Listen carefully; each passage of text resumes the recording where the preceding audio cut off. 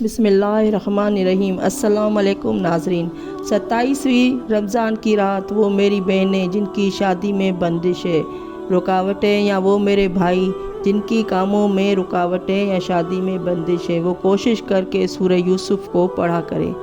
27ویں اور 23ویں رمضان کی رات جو انسان ایک مرتبہ سورہ یوسف کو پڑھ کے کسی حاجت کے لیے اپنے ہاتھ اللہ کی دربار میں اٹھاتا ہے تو اللہ صبح کے سورج طلوع ہونے سے پہلے وہ دعا قبول کر دیتا ہے۔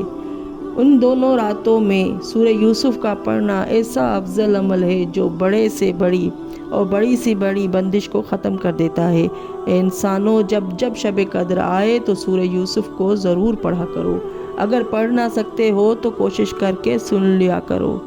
شب قدر کی راتوں میں کسی بھی حاجت کو دل میں رکھ کے سورہ یوسف پڑھ کے اللہ کی دربار میں ہاتھوں کو اٹھا کے جو بھی مانگو گے تو غیبی امداد کے فرشتے تمہارے گھر کی طرف تشریف فرما ہوتے ہیں، اور وہ تب تک مقیم رہتے ہیں جب تک تمہاری ساری حاجتیں اللہ کے دربار سے قبول نہ کروا لیں۔